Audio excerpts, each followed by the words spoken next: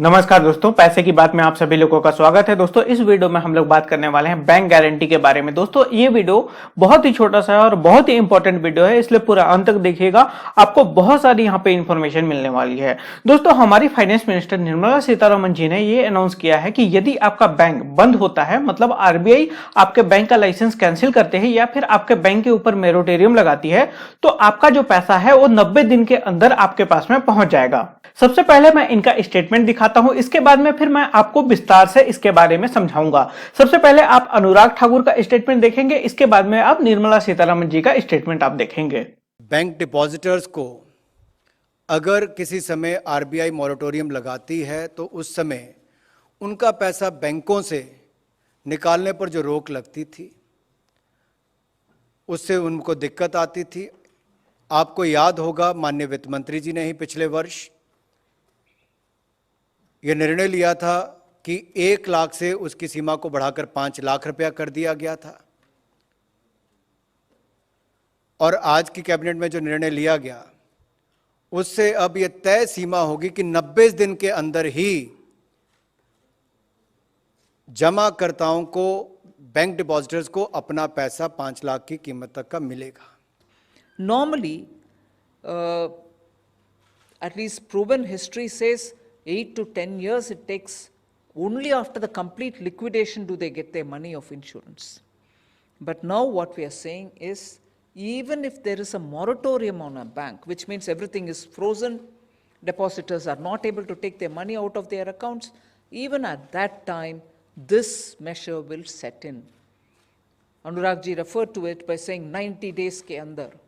What it actually means is first 45 days will go for the bank which is now in distress to collect all the accounts where the claims will have to be made, and then it will be given to this insurance company which in real time will check it all up, and nearer the 90th day you will get the money, or in and around the 90th day you will get the money. At least by 90th day, 90th, 91st, 95th, whatever.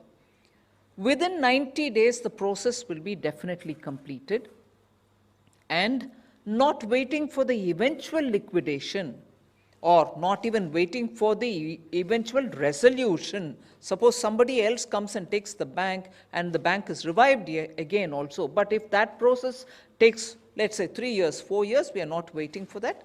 This will give relief 90 days and immediately after that. The process itself is 45 plus 45 days. दोस्तों यदि हम इस बारे में विस्तार से बात करें तो जब भी आप अपना बैंक अकाउंट ओपन कराते हो भारत के किसी भी बैंक में, चाहे वो बैंक प्राइवेट हो या फिर वो बैंक सरकारी हो या फिर वो बैंक ग्रामीण बैंक हो या फिर वो बैंक कोऑपरेटिव बैंक हो या फिर वो बैंक पेमेंट बैंक हो या फिर वो बैंक विदेशी बैंक क्यों ना हो जो कि इंडिया के अंदर में ऑपरेट कर रही है, सभी बैंक खाते पर आपको 5 लाख रुपए की इंश्योरेंस दी जाती है। मतलब आपके बैंक अकाउंट पर 5 लाख रुपए की गारंटी दी जाती है और ये गारंटी आपको देता है DICGC, जो कि आरबीआई की एक सब्सिडरी है। और जैसे ही आरबीआई आपके बैंक के ऊपर में मोरेटोरियम लगाता है या फिर आपके बैंक का लाइसेंस कैंसिल करता है तो DICGC आपको 5 लाख रुपए की जो रकम है वो आपको देता है।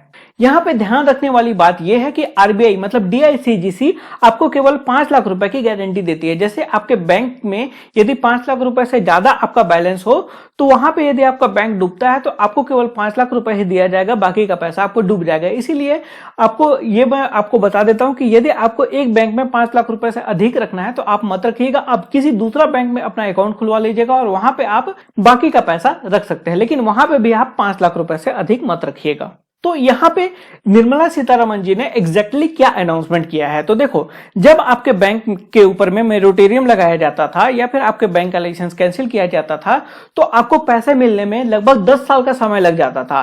पहले पूरा बैंक के ऊपर में छानबीन वगैरह होता था, इसके बाद में आपका पैसा वगैरह मिलता था। लेकिन अभी जो अनाउंसमेंट किया गया है, अभी जो नया रूल आया है उसमें क्या होगा कि जब भी बैंक डूबता है तो 90 डेज के अंदर में खातेधारकों का पैसा दे दिया जाएगा। पहला 45 दिन में क्या होगा कि जो बैंक डूबा है वो बैंक आपका डाटा DICGC को दे देगा और 45 दिन से 90 दिन के अंदर में DICGC आपके जो चालू बैंक खाता है, मतलब जो मौजूदा बैंक खाता है, वहां पे आपको 5 लाख रुपए डिपॉजिट कर देगी। मतलब आप तक 5 लाख रुपए DICGC 90 दिन के अंदर में आपको दे देगी।